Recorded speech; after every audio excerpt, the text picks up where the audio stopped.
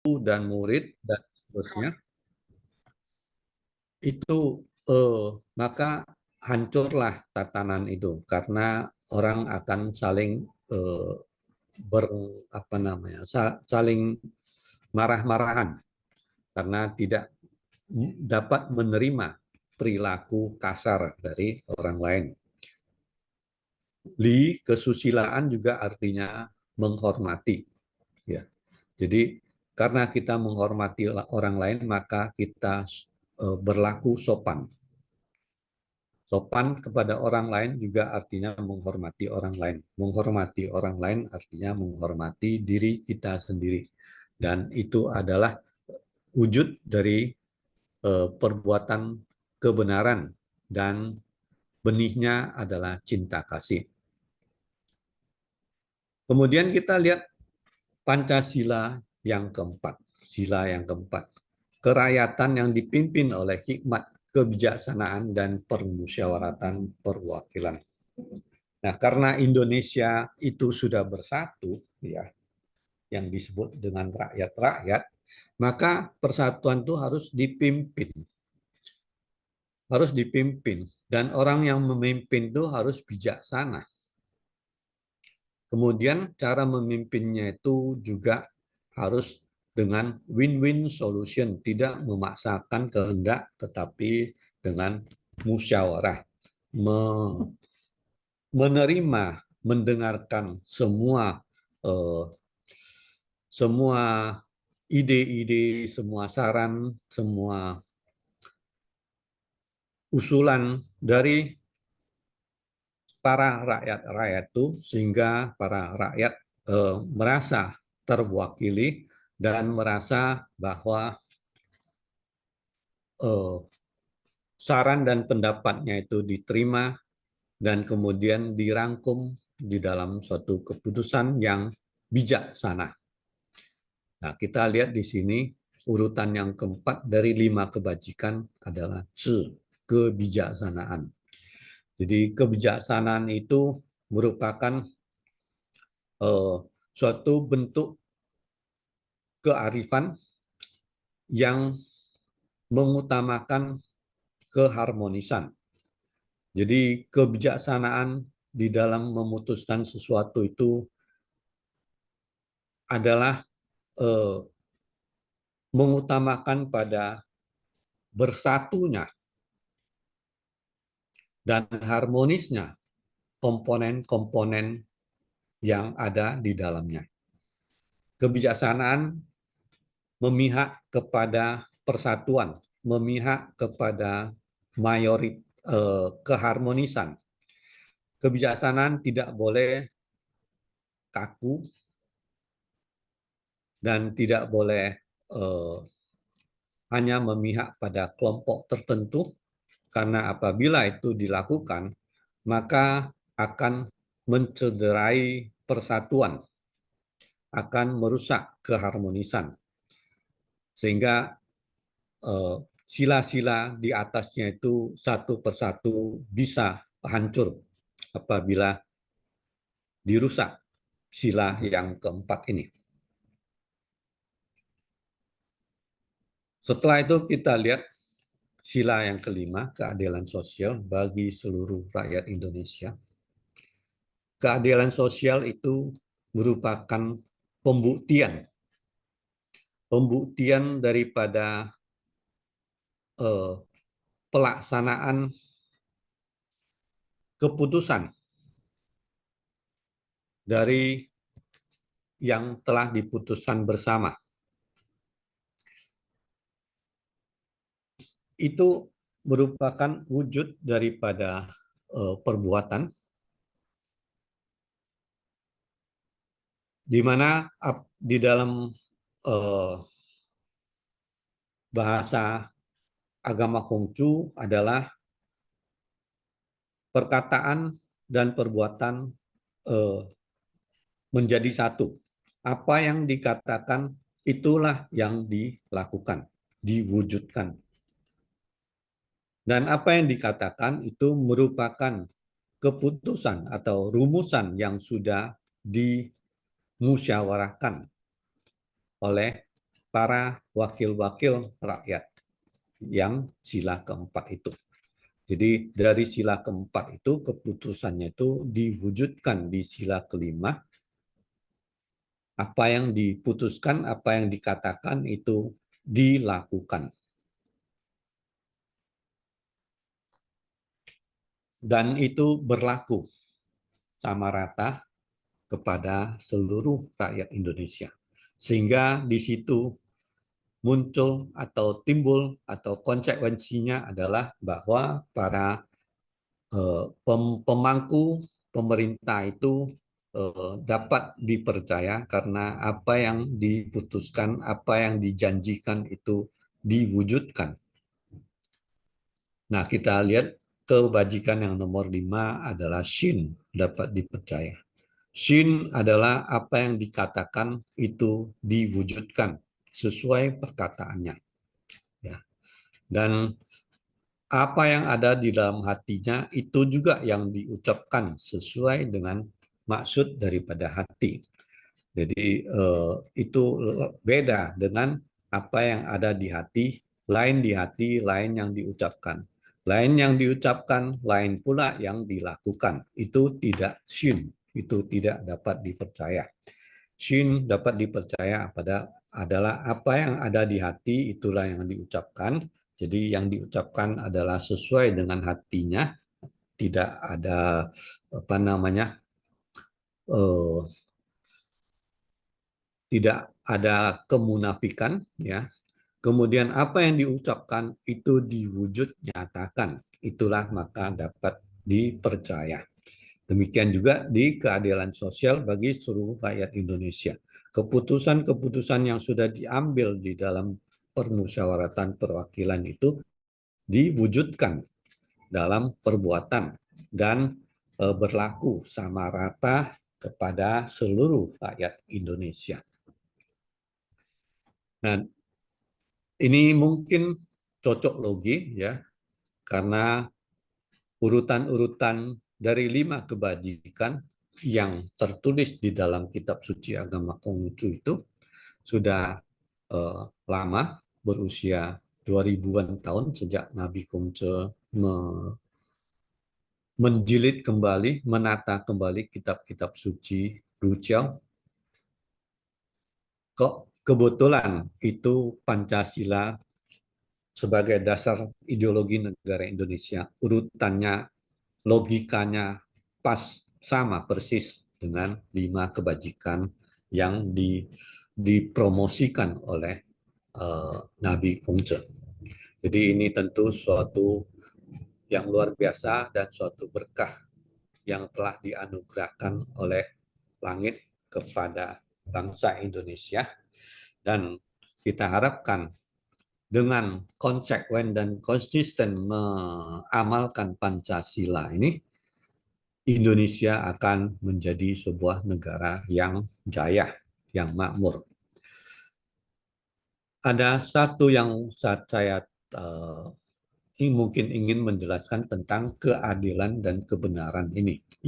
Ya. Jadi tentang kebenaran, di dalam agama Konghucu ini ada sebuah cerita tentang kebenaran. Jadi kebenaran itu ada kebenaran major dan kebenaran minor, ya.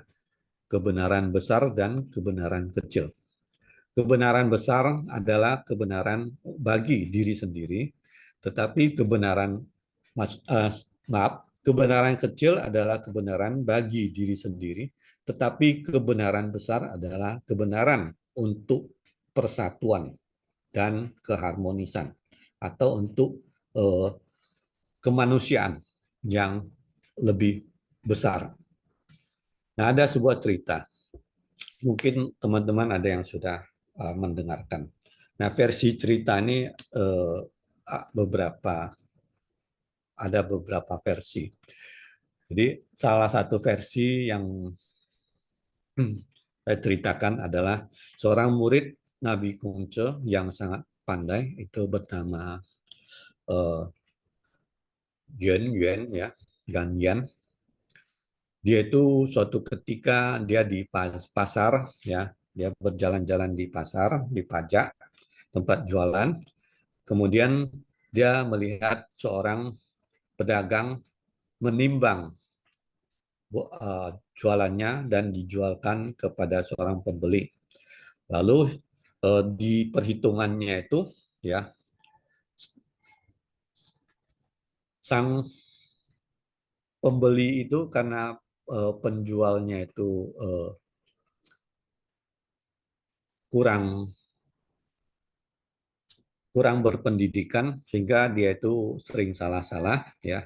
Kemudian terjadilah sebuah perdebatan. Di apa yang dijualkan itu adalah buah-buahan ya, jeruk ya, ditimbang sebanyak 4 kilo. Kemudian harga per kilonya ditetapkan adalah Rp3. Maka 3 kali 4 harusnya 24. Tetapi sang pembeli hanya membayar 23. Jadi 3 kali 4 harusnya 24. 3 kali 8 maksudnya 8 ya, bukan 4 ya. Jadi yang ditimbang adalah 8 kilo, harga per kilonya itu Rp3. Jadi 3 per 8 itu harusnya 24 ya. Tetapi yang dibayarkan hanya 23. Maka si penjualnya protes ya. Ini salah ini, harusnya kamu membayar saya Rp24. Tapi pembelinya tetap ngotot bilang benar Rp23. Maka kebetulan datang si Ganjan ini, muridnya Nabi Kungco. Kemudian mereka bertanya kepada murid Nabi Kungco yang sudah terkenal itu, ini tolong ditengahi mana yang benar, 3 kali 8 23 atau 3 kali 8 24.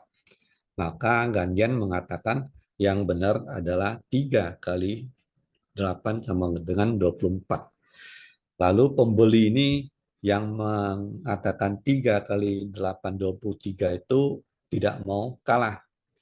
Dia bertaruh kan.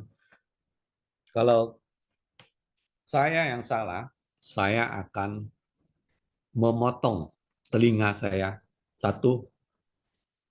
Dan kalau kamu yang salah, maka kamu sebagai murid Nabi Kongcu akan saya permalukan.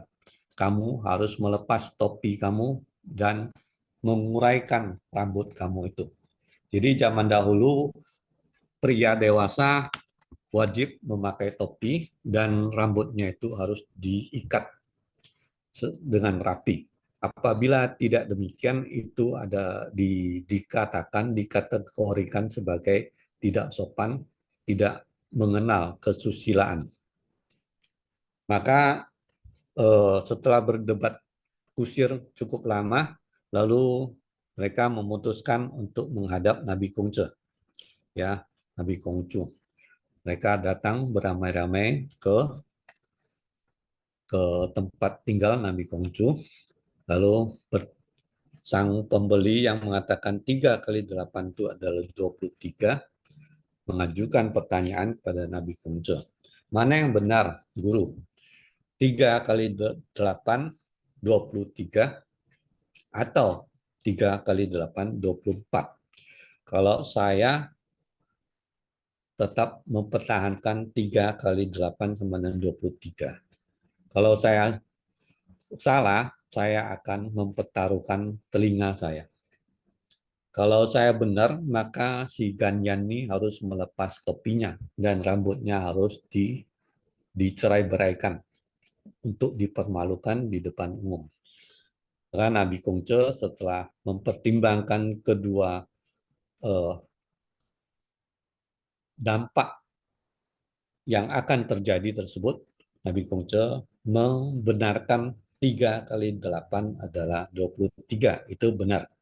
Sehingga si pembeli itu merasa senang, lalu dia minta Ganyan melepas topinya dan mencerai-beraikan rambutnya. Dia pun senang dan dia pergi. Setelah pergi, orang tersebut Ganyan tidak terima, lalu bertanya pada gurunya, mengapa guru menyalahkan saya, padahal saya benar.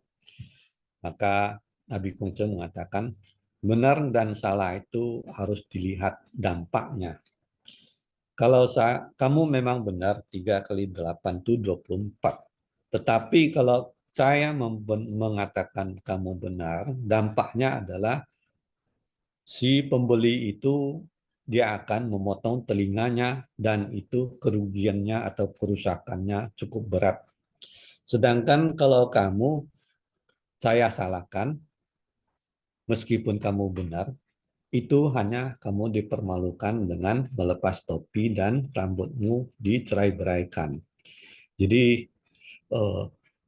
saat-saat tertentu kebijaksanaan menjadi pertimbangan utama di dalam menentukan benar salahnya suatu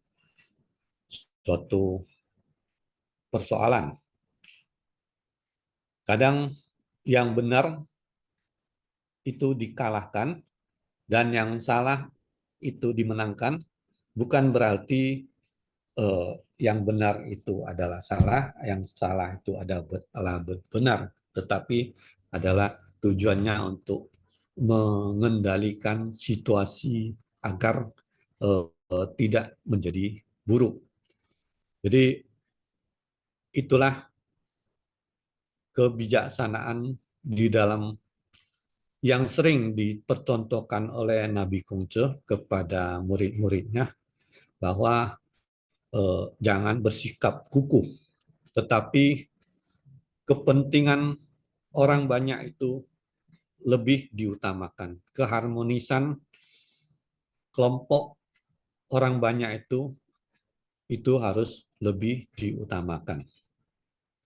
Jadi kembali lagi kita kepada Pancasila, bahwa ketuhanan yang Maha Esa itu bukanlah Tuhannya yang menjadi topik di sini, tetapi sifat-sifat Tuhannya, yaitu Tuhan ada awalan ke dan akhiran an. Jadi sifat-sifat Tuhannya itulah yang perlu diamalkan. Maka sifat-sifat Tuhan yang perlu diamalkan utamanya adalah cinta kasih. Dengan cinta kasih dimiliki oleh setiap anak bangsa Indonesia, maka dia itu pengamalan berikutnya adalah terhadap orang lain dia itu harus memperlakukannya dengan adil dan beradab. Itulah kebenaran langit dan bumi. Dengan semuanya berlaku adil dan beradab, maka bisa terjadi persatuan Indonesia. Karena masing-masing juga saling menghormati dan saling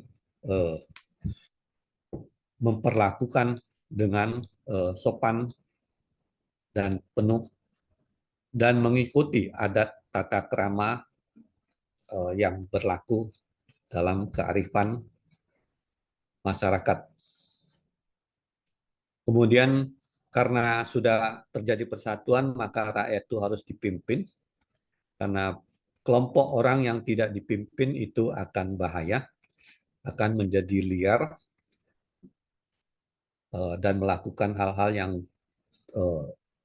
tidak konstruktif, maka harus dipimpin oleh para orang bijaksana. Orang bijaksana itu adalah orang yang betul-betul mewakili semua komponen-komponen rakyat dan mendengar setiap saran, pendapat, serta usulan. Kemudian dilakukan musyawarah dan mufakat, lalu diputuskan keputusan yang bijaksana juga.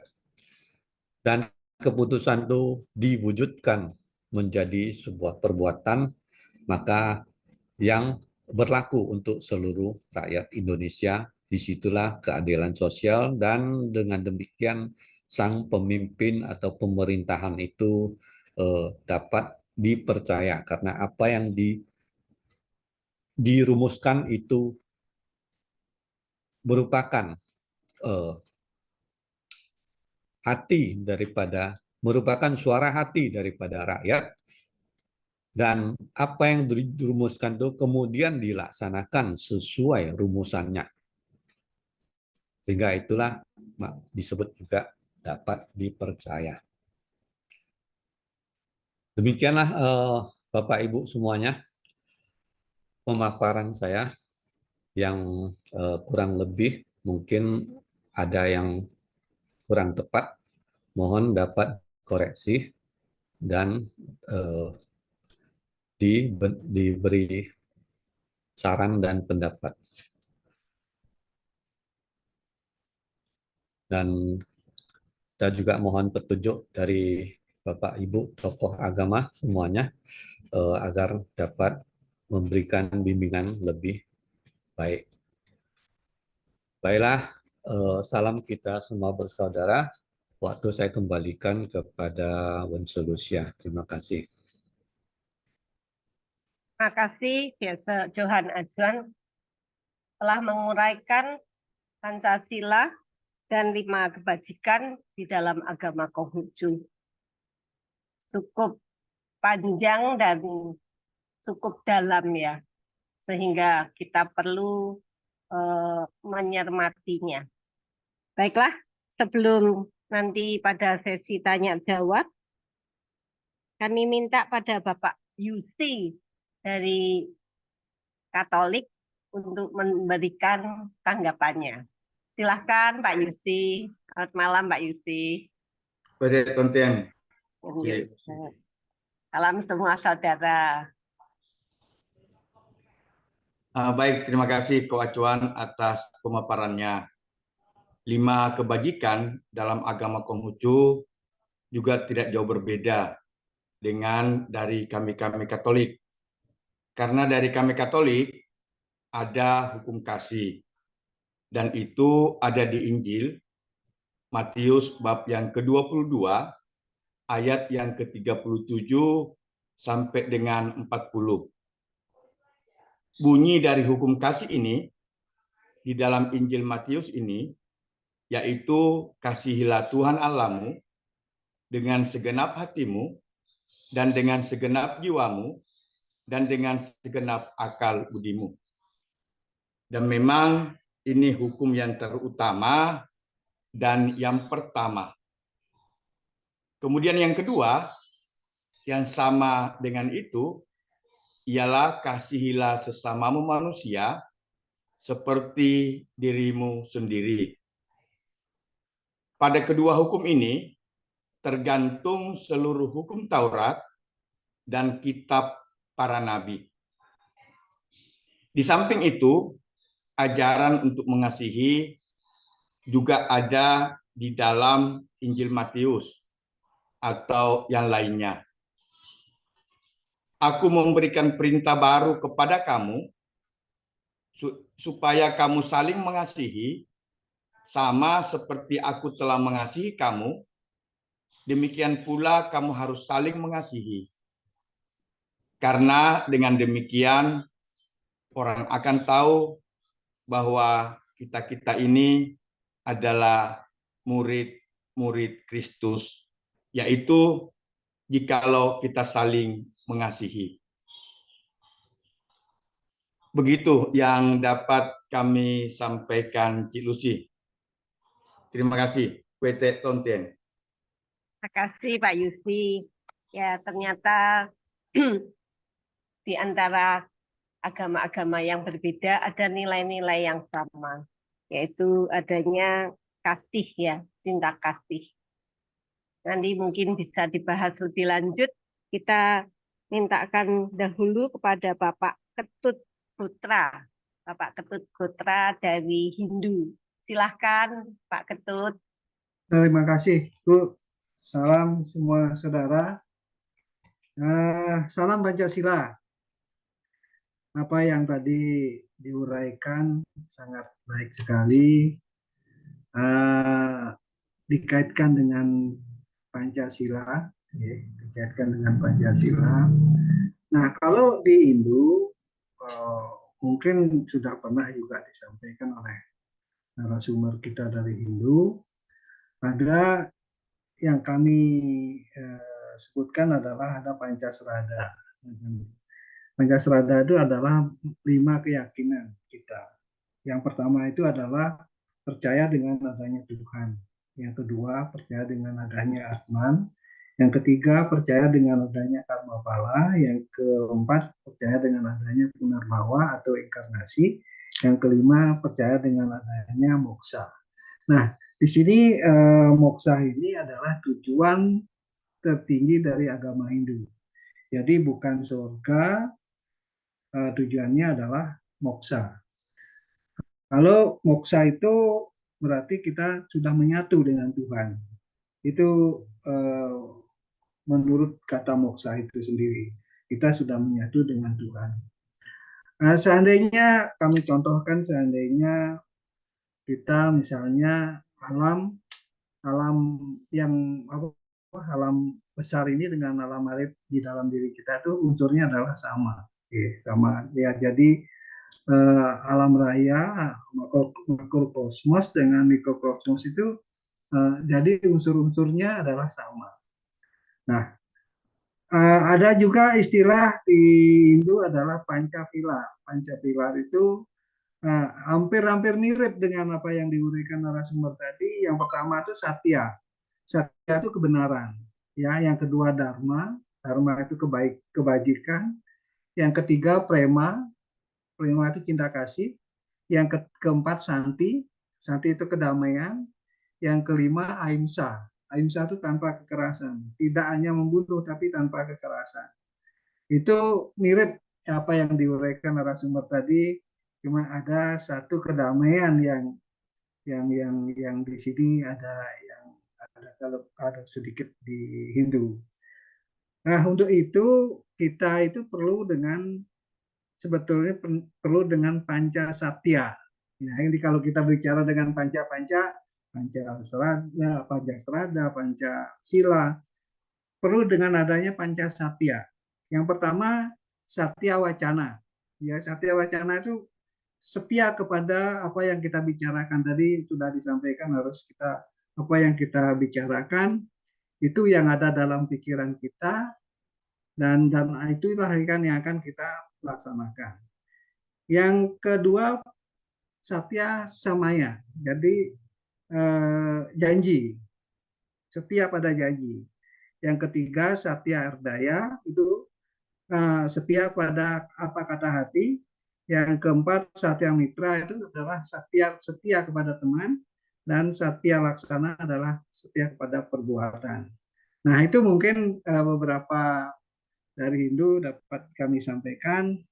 Nanti pada saat tanya jawab nanti kita isi nanti. Terima kasih Ibu. Kami tutup dengan Parama Santi. Om Santi Santi Santi Om. Terima kasih Pak Ketut. Baiklah, kita beri kesempatan kepada teman-teman semua, Bapak Ibu, untuk bertanya. Silahkan buka kamera dan sebutkan nama.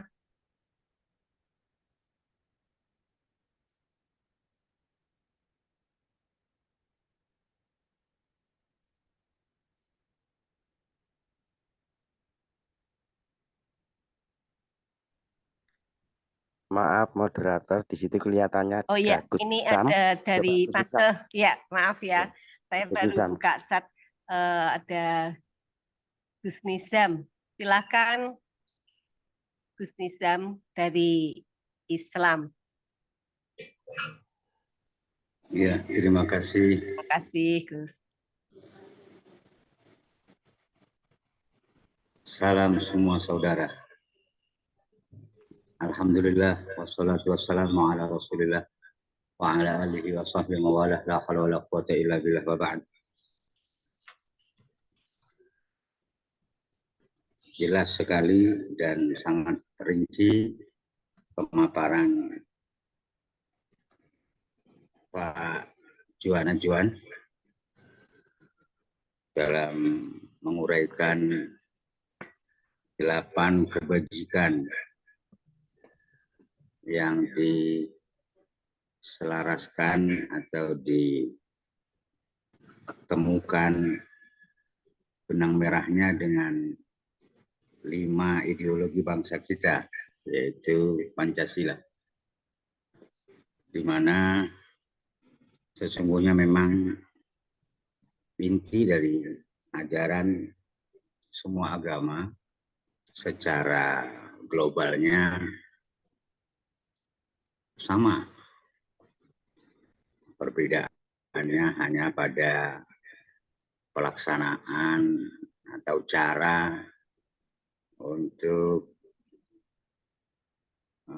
meraih sifat-sifat ketuhanan dan dasar-dasar keyakinan serta prinsip-prinsip hidup bahagia yang tentu goalnya sama, namun cara meraihnya saja yang berbeda.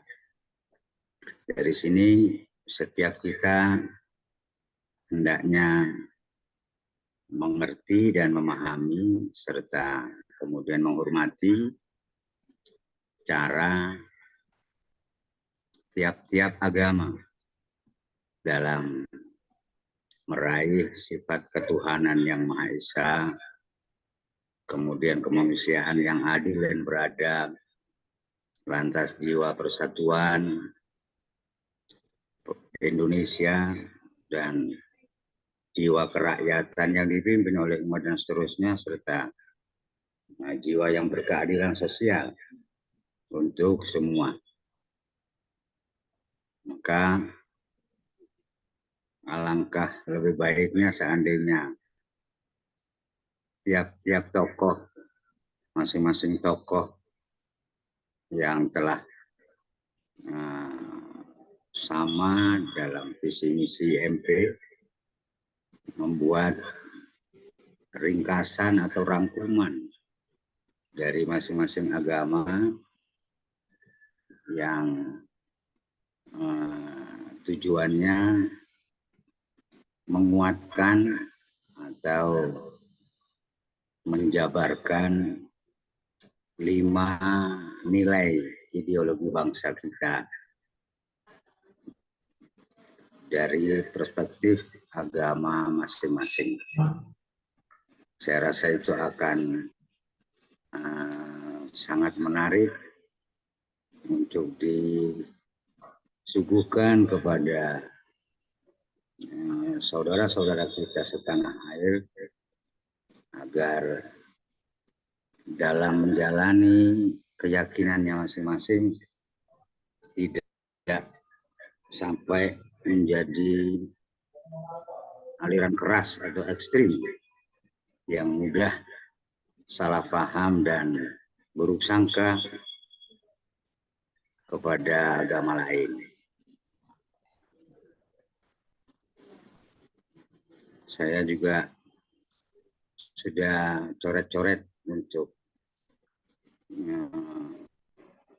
hal ini, dan dari sini maka melalui forum ini saya mengajak, mari kita bumikan nilai-nilai luhur Pancasila yang syarat dengan kebenaran dan kearifan universal, ditinjau dari perspektif agama, semua agama yang telah diakui oleh negara kita tercinta. Nanti bersama-sama kita musyawarahkan judul yang tepat untuk buku itu setelah jadi apa tetap IMP Indonesia Merayakan Perbedaan, salam semua saudara, atau bagaimana nanti bisa kita rembuk bersama. Mudah-mudahan himbauan atau ajakan ini disambut baik oleh teman-teman tokoh agama yang bergabung dalam Indonesia Merayakan Perbedaan. Demikian dari saya, kurang lebihnya mohon maaf. Wassalamualaikum warahmatullahi wabarakatuh. Terima kasih Gus Nizam atas tanggapannya. Mari kita tunggu nih teman-teman, siapa yang mau bertanya atau memberikan pendapat, bisa raise hand, kemudian buka kamera ya.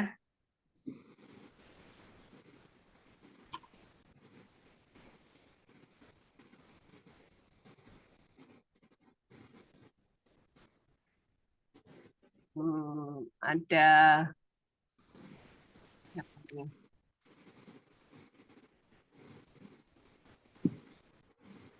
Haryanto belakangnya. Dan ya, silakan Pak. Ya. Ya, buka kamera, silakan Pak. Kenalkan, kemudian silakan. Saudara, ya Pak Jari Haryanto dari Semarang. Silakan Pak. Ya, kebetulan saya ini sedang bersumuk-sumuk ria di Kaltim ini. 65 km dari KN di tempat ibu saya. Saya dari Semarang. Iya, salam semua saudara. Di sini saya sangat kagum sekali dengan apa yang telah disampaikan oleh para narasumber. Juga saya sangat setuju dengan Gus Nizam. Kita janganlah menjadi sumbu pendek. Betul itu. Saya sangat setuju, Gus. Janganlah kita menjadi sumbu pendek. Lalu berbicara tentang Pancasila, juga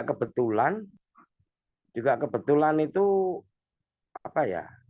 Ada juga di wawara kami yang lahir pada tahun 38, sebelum adanya Pancasila. Satu, ketuhanan. Di ajaran kami itu ada yang namanya disebut apa? Totogomo. Tatagama atau Totogomo. Pengertiannya, di dalam Totogomo itu memiliki kepercayaan ketuhanan sebagai patokan dan ikatan hidup. Nah, kenapa? Kenapa kok harus mempunyai patokan dan ikatan hidup? Agar kita berperilaku dan bertindak tidak sembarangan. Seperti yang disampaikan oleh Bopo Juan Ajuan tadi. Betul itu. Jadi kita harus punya patokan dan ikatan. Cinta kasih dari Tuhan itu harus kita terapkan. Setuju. Lalu yang kedua, kemanusiaan. Kemarin sudah kami jabarkan tentang manusia. Bahwa manusia harus mengerti pada rasa kemanusiaannya. Dan bisa bertindak sesuai dengan rasa kemanusiaannya. Jiwa dan raganya sama-sama manusia. Yang dalam bahasa umum mengatakan manusia memanusiakan manusia. Kok ribet ya? Yang ringkas saja. Manusia bisa menunjukkan sifat-sifat dari Tuhan yang penuh dengan cinta kasih. Bapak Juan tadi menyebut begitu. Kalau kami menyebutnya penuh dengan rasa welas dan asih. Nah, ada di tempat kami. Persatuan Indonesia. Persatuan Indonesia itu terletak dalam ayat buku tuntunan kami. Itu adalah yang dinamakan saudara. Yang disebut saudara. Jadi, dalam hal ini, di dalam persaudaraan agar bersatu, kita menjauhkan suku, ras, golongan, dan agama apapun. Sebab di dalam persaudaraan yang kita kenal adalah manusianya. Untuk itu yang disebut saudara itu apa? Yang disebut saudara adalah baik ketemu baik. Apabila baik ketemu buruk, walaupun seiman pasti akan menjadi orang lain. Itu dalil dari tuntunan kami. Lalu kerakyatan yang dipimpin oleh hikmat dalam kebijaksanaan. Kebetulan juga ada di ayat kami. Di situ disebutkan apa? Toto Projo atau tata praja.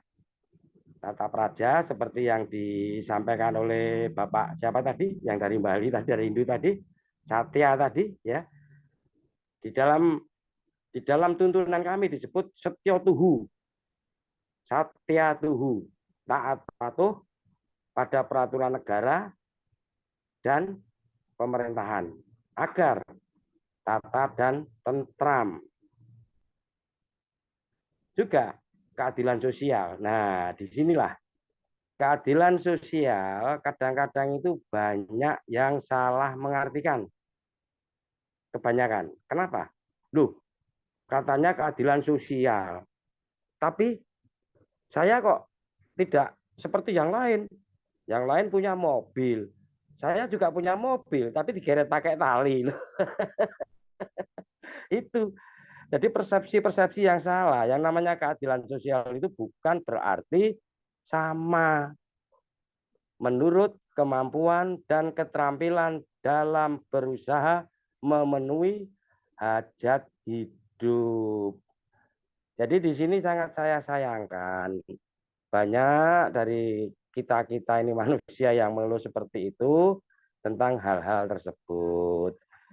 Baiklah, sangat luar biasa tadi dari narasumber, dari para komentator, saya sangat kagum sekali. Cukup sekian, mungkin ada saudara yang lain ingin menyampaikan. Salam semua saudara, salam Pancasila. Terima kasih. Terima kasih Pak Januri Haryanto. Terima kasih Pak. Mungkin mau ditanggapin atau kita lanjut pada yang lain?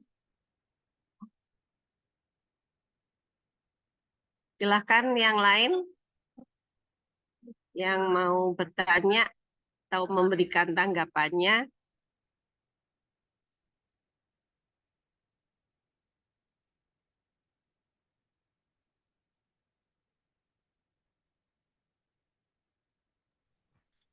Mungkin Pak Simon Purba, biasa. Simon Purba. Silakan. Silakan Pak Simon.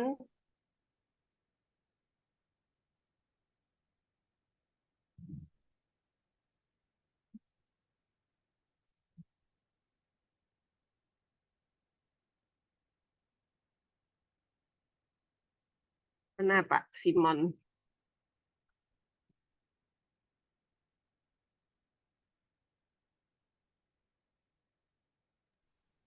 Ibu Satini.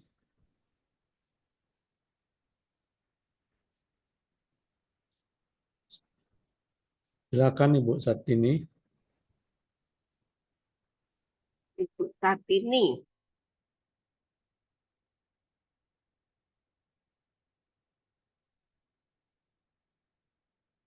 Silakan, waktu kita masih cukup banyak.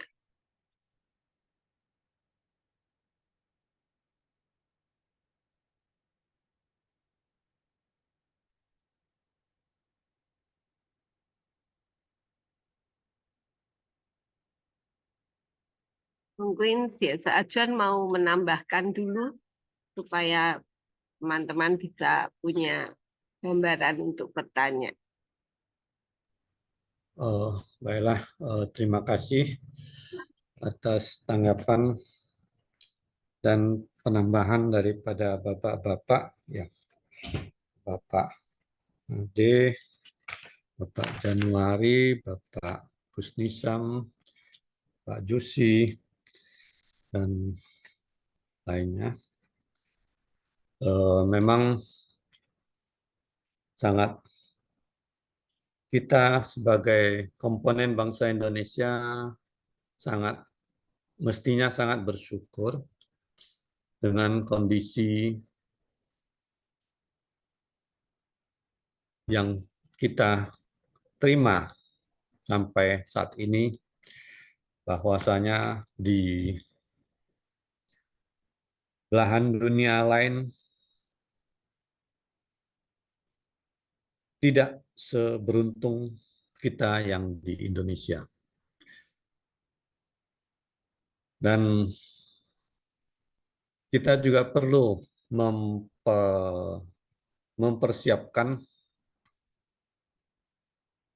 hal-hal ke depan, khususnya di tahun depan ini merupakan tahun pemilu, pemilihan presiden dan juga wakil rakyat.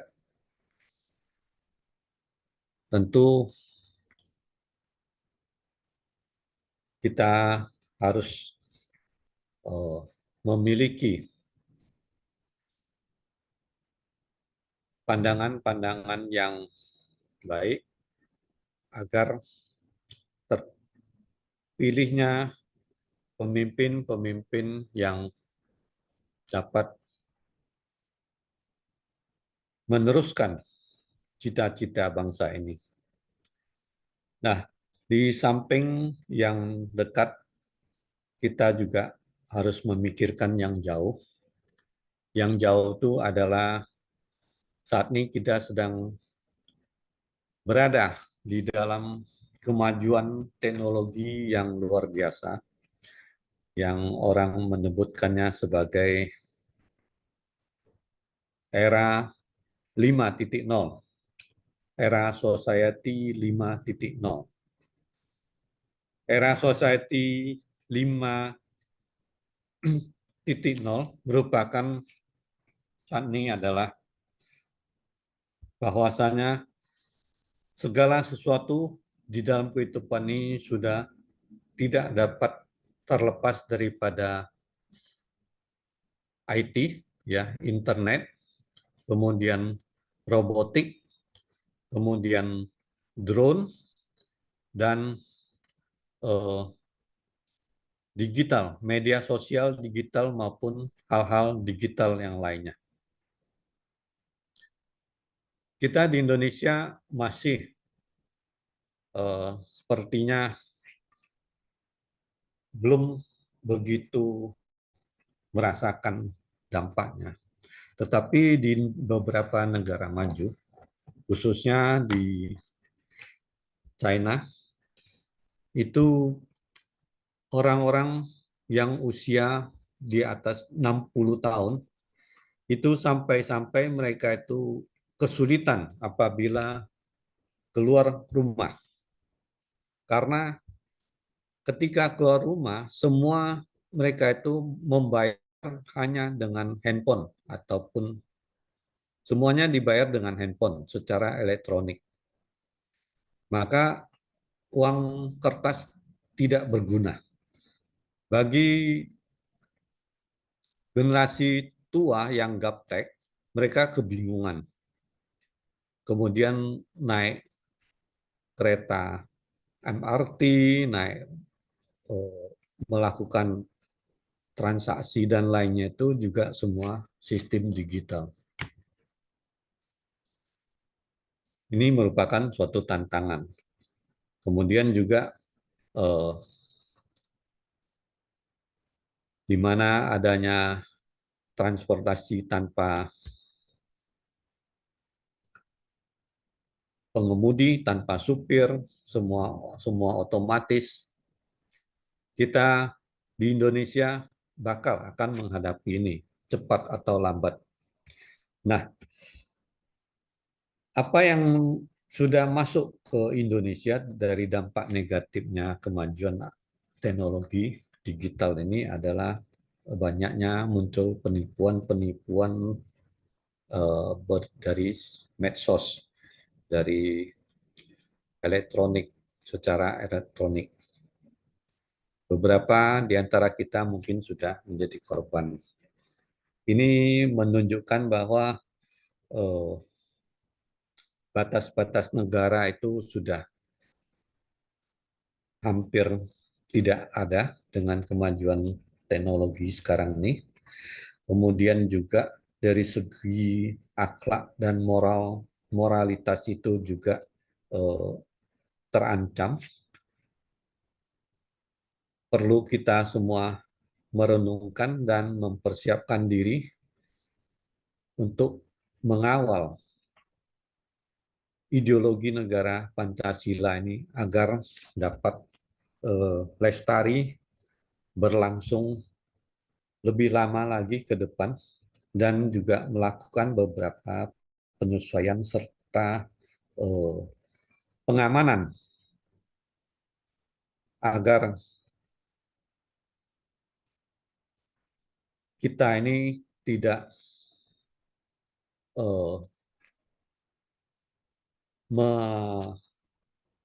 mendapat infiltrasi, ya, penyusupan secara kita tidak sadari, karena semua ini penyusupannya sedemikian cepat, ya, tanpa batas negara lagi dan sulit dilacak. Semuanya itu bisa dilakukan dengan elektronik dan dengan digital, ya. Jadi ini merupakan tambahan dari saya bahwa marilah kita lebih mengeratkan persaudaraan di IMP ini, di mana seperti halnya Bapak Gus Nisam yang demikian, dan teman-teman semuanya, tokoh-tokoh agama yang demikian konsekuen dan konsisten untuk menggerakkan dan menghidupkan rasa persaudaraan yang tanpa sekat-sekat golongan, suku, maupun agama, sehingga kita bersatu di dalam Bhinneka Tunggal Ika, dan kita itu bisa saling menerima dan saling menghormati. Kiranya perlu kita mungkin lebih intens untuk membahas penerapan dari Pancasila di dalam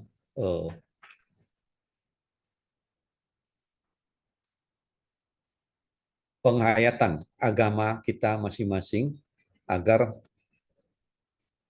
benang merah antara Pancasila dan agama kita masing-masing itu dapat diperjelas dan diperkuat, sehingga para umat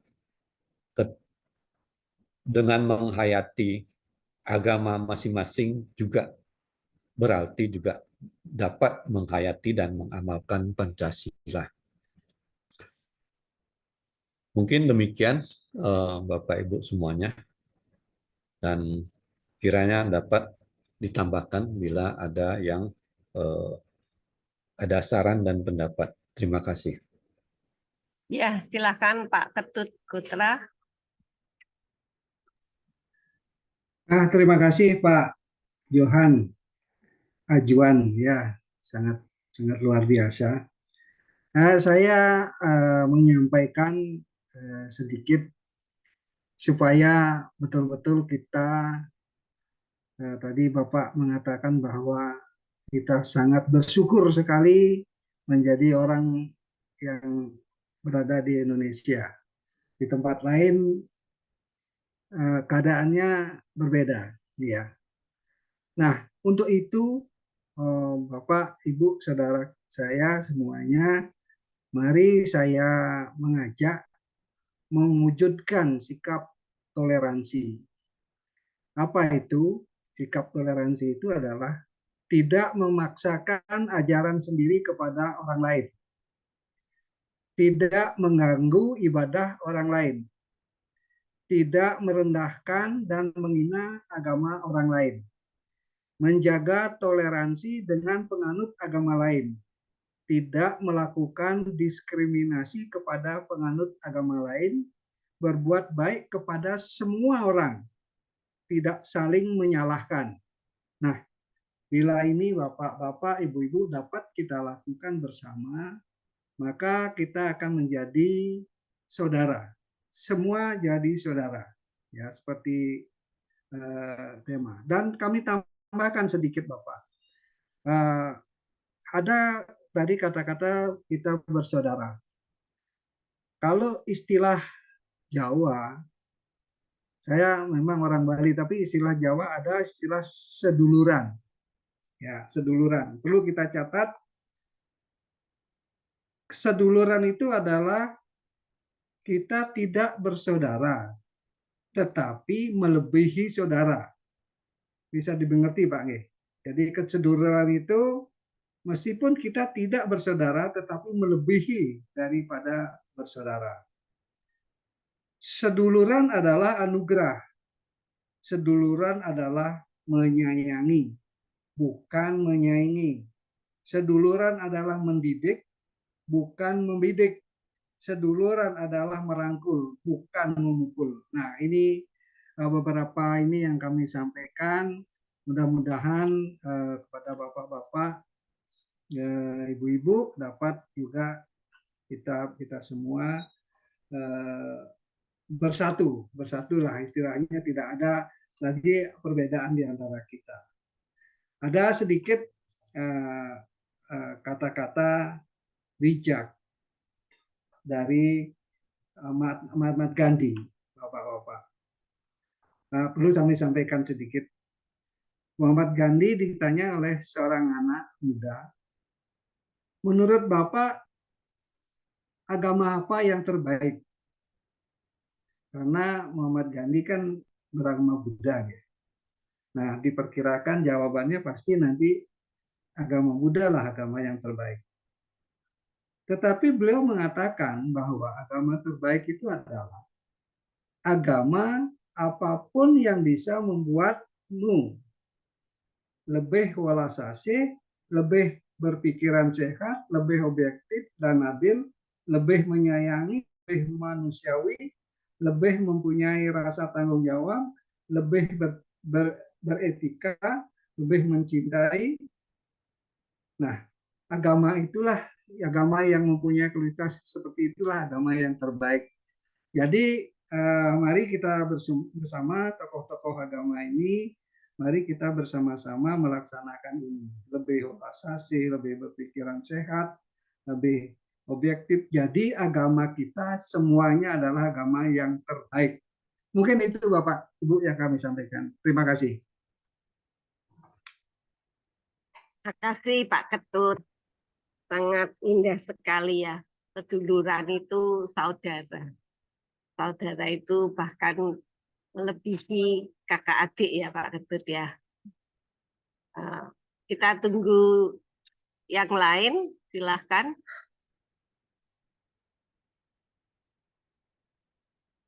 Kita masih punya waktu 20 menit. Silahkan. Atau Pak Yusri mau menambahkan lagi Pak Yusri? Ya, baik Kamsia Ci Lucy. Ya.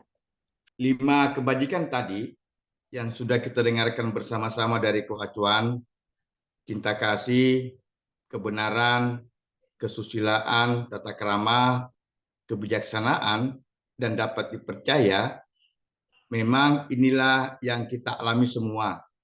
Sehingga 5 kebijaksanaan ini tidak hanya milik agama Konghucu, tetapi juga milik kita semua. Dari kami Katolik, apa yang sudah saya sampaikan tadi, bahwa cinta kepada Allah seharusnya juga cinta kepada sesama. Tidak mungkin kita cinta kepada Allah, tetapi tidak cinta kepada sesama. Demikian, Cik Lucy. Ya, Pak Yusi, begitu aja, nggak tambah lagi. Ya, mungkin sama ya, hanya mungkin istilahnya atau pengungkapannya yang berbeda. Silakan yang lain, karena pasti ajaran-ajaran masing-masing agama itu sangat-sangat luar biasa.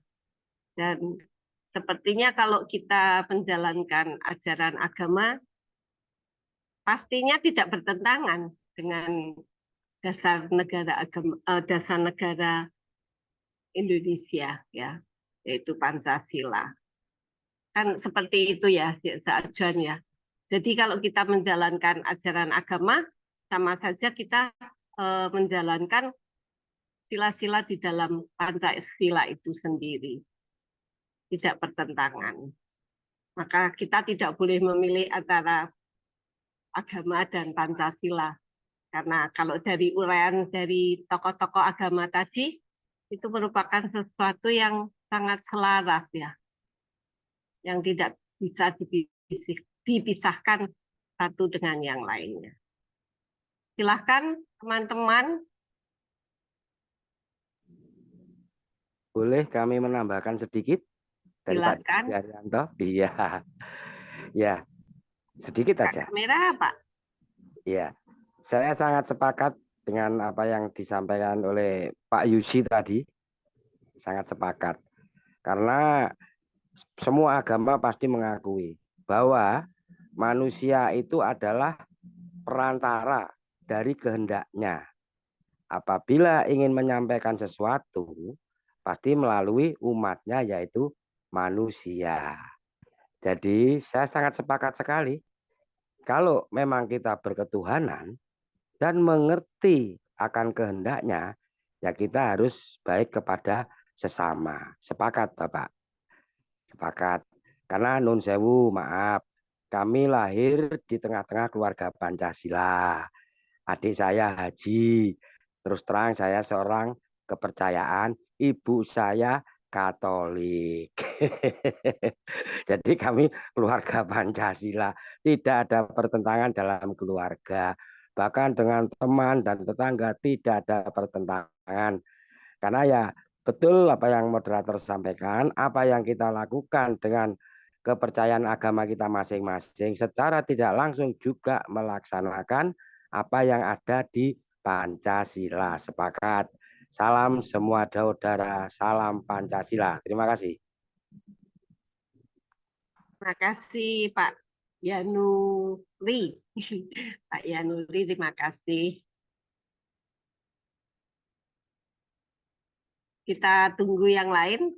Kok tumben hari ini sepi komentarnya.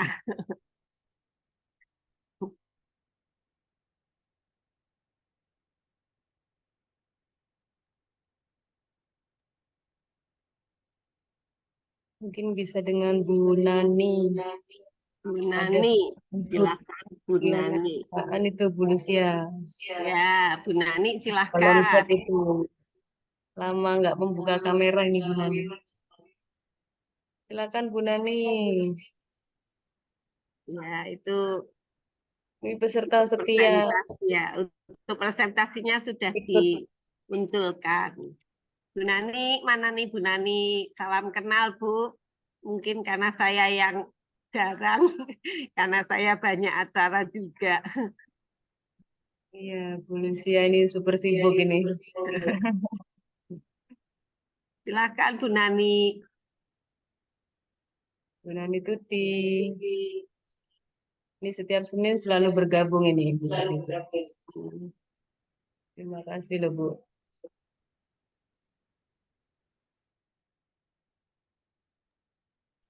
Sepertinya tidak di depan laptop Bu Nani. Mungkin teman-teman Konghucu, ini ada beberapa yang ikut, mungkin kalau mau bertanya. Oh iya. Yang teman-teman dari Konghucu kan ini ada yang baru join tadi dengan Pak Chan. Pak Chan, Pak Chandra. Iya. Silakan Pak Chan.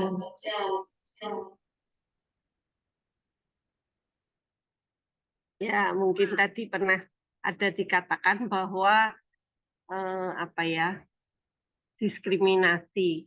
Nah, kita ini umat Konghucu pernah mengalami masa-masa diskriminasi, dan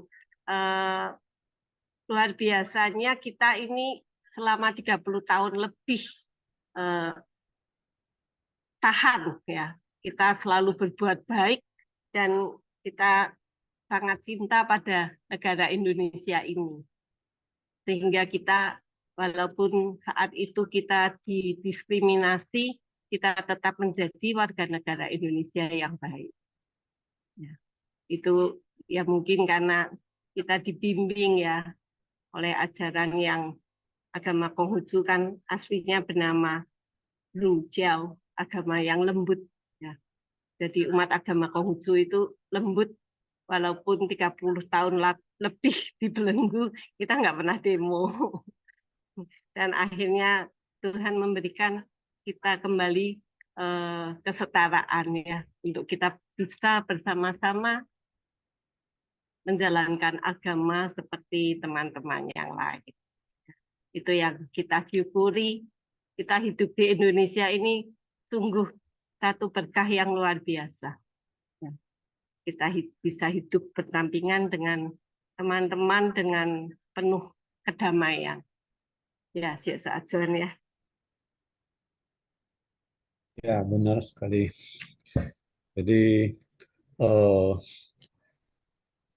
seperti tadi kita dengar pendapat dari bapak-bapak, bahwasanya memang diakui Pancasila ini dengan ajaran agama memiliki benang merah yang sangat jelas sekali, dan apabila kita mengamalkan agama kita dengan benar dan konsisten serta konsekuen, maka kita sudah mengamalkan bagian daripada Pancasila. Hanya saja mungkin arahnya harus kita bidik, yaitu arahnya adalah arah ke negara Indonesia. Jadi seperti kata Bung Karno, kalau menjadi orang beragama Konghucu, jadilah agama Konghucu yang Nusantara. Nah, demikian juga mungkin yang agama yang lain juga yang Nusantara, yang Indonesia. Jadi arah kita adalah memang diarahkan kepada negara Indonesia. Meskipun nilai-nilai universalnya itu tetap merupakan kemanusiaan secara universal, tetapi harus dimulai daripada keluarga besar kita sendiri. Sebagaimana ajaran agama Konghucu juga mengatakan berbakti kepada orang tua itu adalah yang paling utama di antara kebaikan yang dapat kita lakukan. Jadi setiap kebaikan yang kita lakukan diutamakan dulu, kebaikan itu ditujukan untuk kebaikan Indonesia yang lebih baik dan lebih makmur, lebih sejahtera sesuai dengan pengamalan Pancasila. Dan memang saat ini kita sedikit merasa kurang mengerti bahwa pelajaran Pancasila di sekolah-sekolah itu terasa kurang mendapat perhatian, ataupun bila perhatiannya ada itu kemudian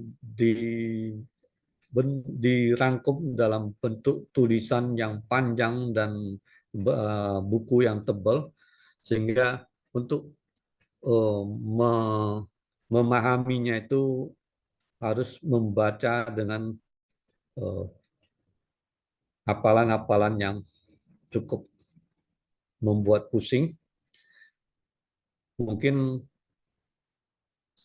adalah perlu dipikirkan agar cara pemahaman Pancasila dan pengamalannya itu dalam bentuk yang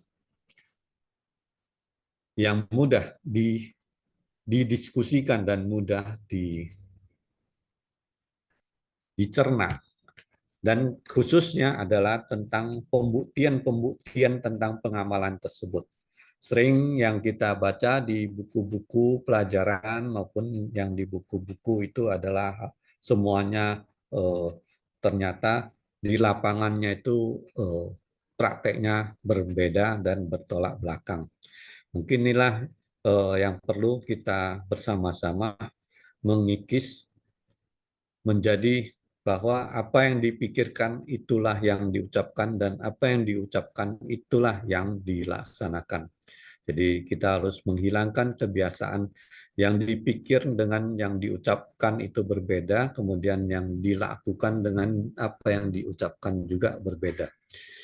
Itulah yang membuat kebingungan sehingga segala sesuatu menjadi tidak konsisten dan tidak konsekuen.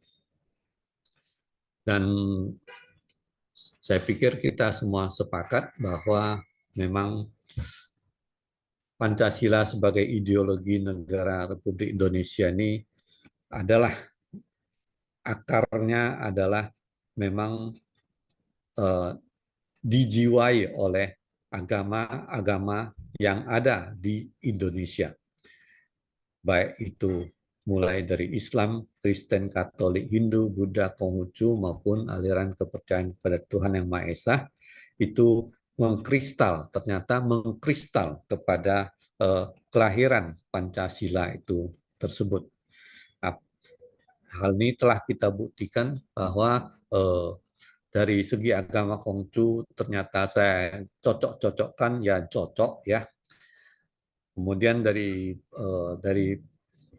Pak Ketut dari Hindu juga ya cocok. Kemudian dari Pak Gusnisam dari Islam juga ya cocok. Dari Pak Jusi juga ya demikian.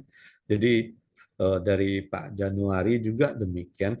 Jadi memang ketika Bung Karno mencetuskan kelahirannya Pancasila ini, apakah beliau diilhami atau diwahyukan atau bagaimana, atau memang dirumuskan bersama-sama dengan para tokoh-tokoh agama yang tidak disebutkan namanya.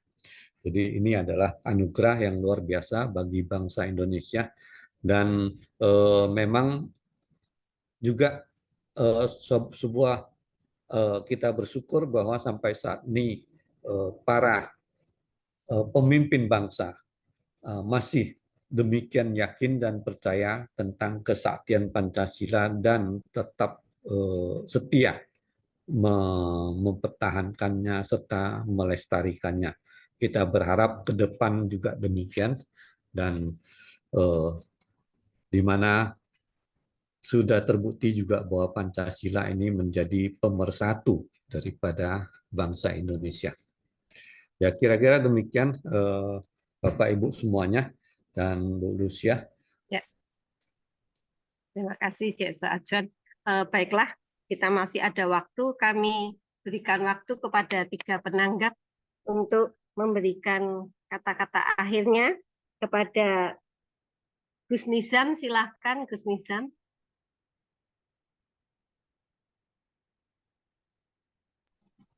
Ya, Assalamualaikum warahmatullahi wabarakatuh.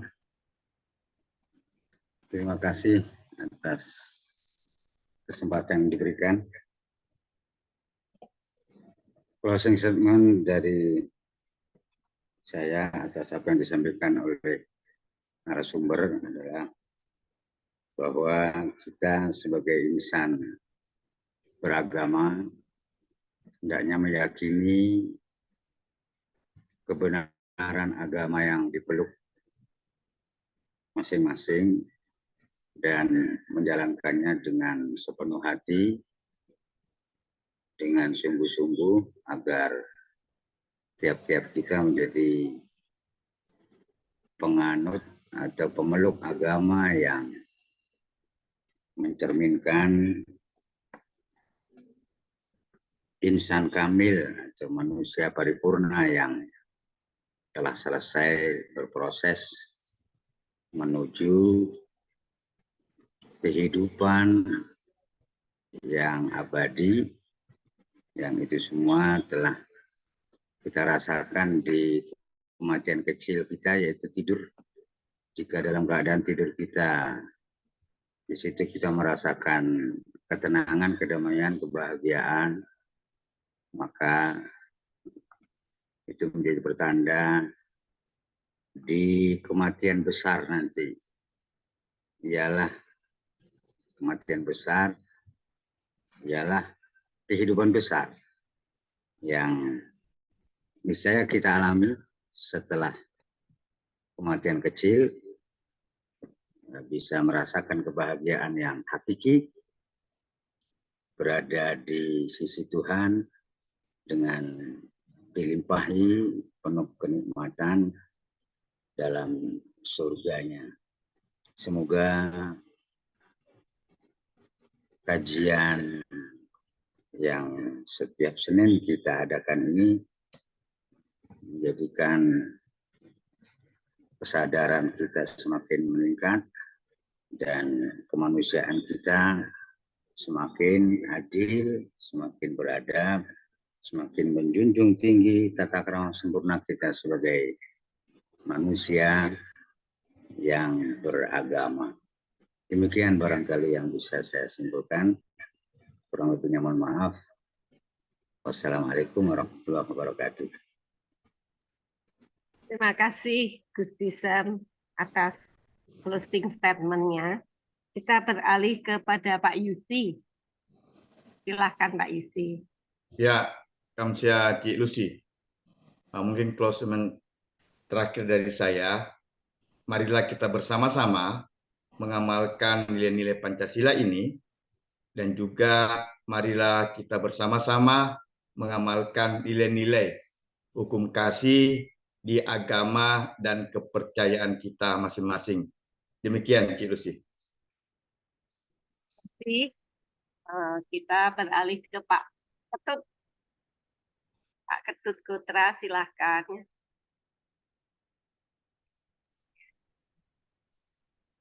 Baik, Ibu, tadi kata-kata terakhir saya, tidak ada yang abadi di dunia ini. Yang abadi adalah perubahan. Jadi marilah kita sama-sama berubah, ya, berubah mulai dari diri kita sendiri, mulai dari hal-hal kecil, dan mulai hari ini juga kita berubah. Karena kita manusia adalah punya pikiran. Maka mengarah kemanakah perubahan itu? Tentu perubahan itu mengarah ke arah yang lebih baik. Lebih baik maksudnya adalah hari ini lebih baik daripada hari kemarin, dan hari esok lebih baik daripada hari ini. Itulah perubahan yang ke arah lebih baik. Mungkin itu yang dapat kami sampaikan. Kami tutup dengan Prama Santi, Om Santi Santi Santi Om. Semoga damai di hati, damai di dunia, dan damai selamanya. Terima kasih Pak Ketut. Kembali kita biasa ajuan, silahkan untuk memberikan closing statement. Ya, terima kasih. Salam kita semua bersaudara, Bapak Ibu semuanya. Kiranya pemaparan kita dan diskusi kita hari ini boleh memberi manfaat kepada kita semua, agar kita lebih sadar tentang peranan kita masing-masing, baik sebagai seorang anak dari orang tua kita maupun sebagai saudara daripada saudara kita maupun sebagai kepala keluarga dari anak istri kita, dan juga kepada teman-teman dan sahabat serta anggota masyarakat. Artinya kita melakukan tugas kita masing-masing dengan baik, dengan benar, ya, dan mengikuti ketentuan-ketentuan yang berlaku. Nah, khususnya apabila kita sebagai seorang anak, maka berbaktilah kepada orang tua. Apabila kita sebagai saudara, maka kita harus mengasihi dan membimbing saudara-saudara kita, serta mendukung dan memberikan semangat. Kemudian apabila kita sebagai orang tua, maka kita memberikan pembinaan dan kasih sayang kepada anak-anak kita. Sebagai suami dan istri, kita itu saling berbagi beban dan